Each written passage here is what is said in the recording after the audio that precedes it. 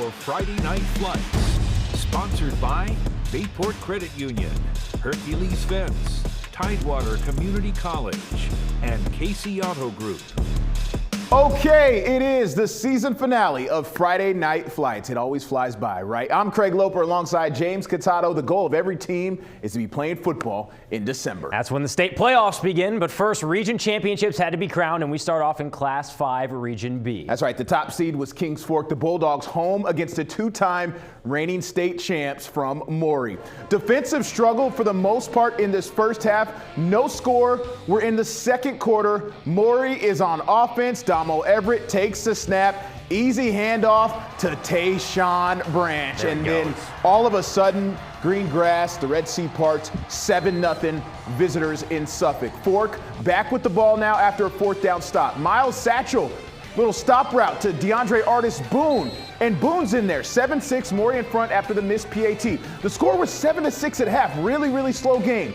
But in an instant, this one changed. James, early third quarter, Javon Wiggins as the punt returner, great blocking, and there he goes. They got so many weapons. They do, right? I mean, it changed so quickly. House call, 14-6, Commodores. And then Maury backed up on their own 3-yard line. Little easy screen pass to Elijah Moss. Look at this. Cut. Another cut. There he goes. Oh my goodness, Eli, as they call him, the sprint to pay dirt. And just like that, 21-6, it just turned in an instant. A few moments later, Damo Everett, the visiting spectators not liking that. Everett now airing it out, one-on-one coverage to Wiggins, takes a hit, comes down with it. Maury scores 42 unanswered tonight. Here's another one later in the game to Moss, 49-6, the final score in Suffolk as Maury rolls to the state semifinal after a slow first half of the game. It took us a while to get going a little bit. I think we settled in the game. Once we got to that point of settling the game, everything else took care of itself. A bunch of guys made plays, but it just we had to settle into the game, man. I mean, again, young group of guys, we don't use that as no excuse, but they settled into the game, man, and this is the result of what happens when we settle into the game. But what's going to be your message to the team coming up? Just what it's always been, man. We don't care about who's winning on the other side of the bracket or who we got to play. We just want another opportunity to play, and right now we know we play on Saturday next week. All we care about is kicking off on Saturday. Whoever won on their side, doesn't matter. We know that we're playing next Saturday. That's all we care about. Maury's going to play Stonebridge next Saturday in the Class 5 state semis. All right. On to Class 5 Region A, a pair of teams meeting in the region playoffs for a third consecutive year. It's a great matchup. We're talking Indian River and Green Run. The Stallions beat the Braves in double overtime last season in the region semifinals, and 2 years ago, it was Indian River that won the region crown over Green Run on a late field goal. Today, a region title on the line, but also a trip to the state semifinals. Cold, windy day in Virginia Beach. Not much action in the first half, Craig. The Braves were up 7-0. Second half, things started to get interesting. Green Run's Luke Ashcraft, the short pass to Charles Jackson. Jackson, a couple of moves here, goes outside the numbers, down the sideline. There he goes. And the ODU commit does the rest. 61 yards to the house. That ties it up at 7 apiece. That Stallions offense finally coming to life. Now to the fourth quarter, a big one for Lord Malik Hiru, the freshman quarterback. 42-yard strike in a bucket to Elijah Boggs, his favorite target. Puts the Braves back up 14-7. Green Run responds. Ashcraft drops back. Xavion Cleveland, 20-yard touchdown. We're all tied up at 14 in the region title game. Later, Indian River pinned back in its own 3-yard line. Lord, 29 yards with the legs. They needed it. They got it from their star freshman to give them some breathing room. And then Hiru again, step back. I mean, this is ridiculous. Perfect. That's ridiculous. 38-yard pass to Jason Preston, who comes up with a beautiful grab, by the way. Yes, great catch, too. Indian River in the red zone tied at 14. Then Hiru caps off a 97-yard drive, 10-yard touchdown pass to Donovan Brown. Hiru 15 of 24, 209 yards, 3 touchdowns. Indian River up 20-14. Still time for the Stallions, but that Indian River defense with the stop of the season, Corey Sanderlin knocks the ball loose. He recovers it. Indian River runs out the clock after that, and the Braves defeat Green Run 20-14. They win the 5A Region Championship and secure a spot in the state semifinals. It feels great. I led my team to a regional championship as a freshman. Nobody believed in us, but we believed in our guys, and I believed in my players that had my back, and we showed that today. It gives us a boost of confidence and shows our players that we have enough grit to compete with anybody. It's a regional championship at the end of the day, but we still got more to come. Wow, Lord Malik Hero, he led this team, young guy. He's going to keep leading us, and I'm just excited about where he's going to go. And shout out to this whole team for just staying connected for this whole second half, not giving up on it. Wow, Lord Malik Hero is right. Indian River will play Highland Springs next week in the Class 5 state semifinals. The Springers beat Hermitage 21-13. Next week's game is in Richmond. All right, in Class 6 Region A, Oscar Smith came in as the top seed. The Tigers, the reigning state champs, and have won 10 straight games after the season opening loss to National Power Gonzaga out of D.C. Since then, Smith has been on a roll. Every win on the season has been by double digits. Tonight, the Tigers in the region final against 10-1 Thomasdale from Richmond. The Knights with a reputation as a defensive-minded team that does a good job of keeping teams out of the end zone. And the Tiger cage was rocking in this one. Man. Smith working off that shutout W over LC Bird last week. First quarter scoreless game. Tigers with it. Reginald Willis punches it into the end zone from short yardage. Makes it 7-0 Tigers. Little later in the first, now 14-0 Oscar Smith. Thomasdale on offense. Picked off by Jaden Koval, the UVA commit. Koval comes back to my camera on the sideline. He was feeling himself. He should after that one. Smith back on offense, and this was the play of the game, Craig. Look at this. Lonnie over the top. Lonnie Andrews, the Travis Johnson head top. And he's going to Michigan for a reason. Breaks away from the crowd. Great play. Does the JMO flip into the end zone. 20-0 Watch that Tigers. back, man. Watch that lower back. I know. Man, that's a valuable guy, too. Smith cruising at this point. Andrews drops back, finds Breon Gibson. Gibson crossed the line before the ball was punched out. So still a touchdown good for Oscar Smith. Then one more for good measure. Andrews to Trey McGlown. McGlown comes down with it. Oscar Smith just dominant in this one, winning the 6A region title 48-7. It's the Tigers' 13th region championship in 19 years.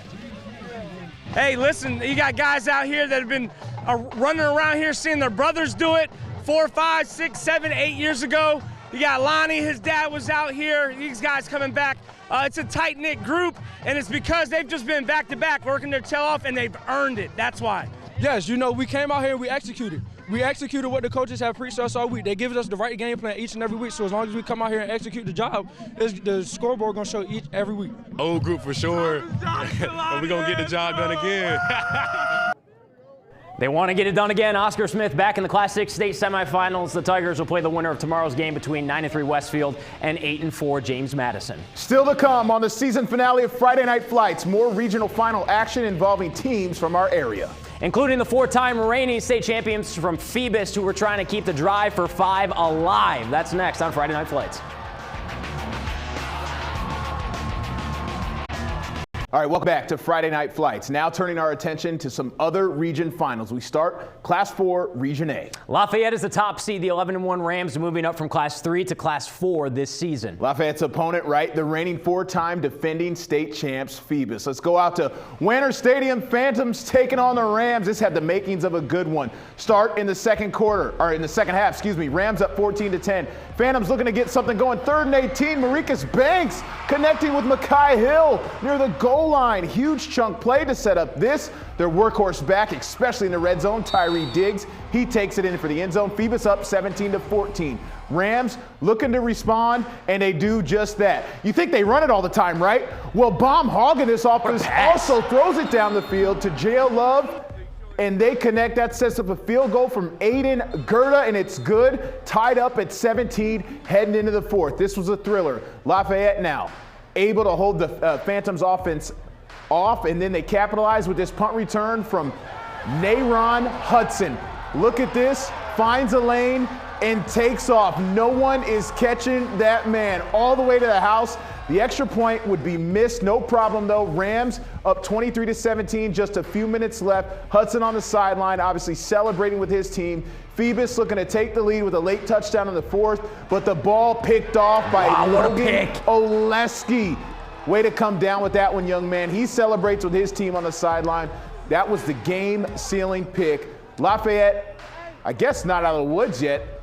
Phoebus with one more chance here, but picked off by Oleski again. Look at that. And the Rams get the win there at home, 23-17. They are the 4A region champs. I don't think anybody from here to anybody on this side of the water gave us a chance to win this game. Probably nobody on the other side of the water. But so I just told them, I told these guys, I said, look, show up and play like we played all year, we got a chance. And they played their hard parts off tonight. Yeah, the final pick, second pick, that was the game-sealing pick where we knew we won that game. And that just feels amazing to win it for the team. It was all in the moment. It's hard to even remember what happened. We're just full steam ahead, just going to keep trying as hard as we can. Now, Lafayette's opponent yet to be determined. There's a couple more games in Class 4 tomorrow. In Class 3 Region A, it's the return of the Titans. Lake Taylor back in the playoffs after missing out last year, and Coach Hank Sawyer and his Titans, they're the top seed in the region. Lake Taylor 10-2 on the season, and the high-powered Titans offense was scored 40 or more points 9 times. Taking on Petersburg for the 3A region crown. First ever meeting between these two schools. The Titans making sure they're staying warm on the sidelines. I don't know what that is. Is that a smoker out there or something? Keon Johnson, their workhorse back, takes the handoff, hits the hole, and he's past everyone to get the scoring started. Look at this, nifty 2-point conversion.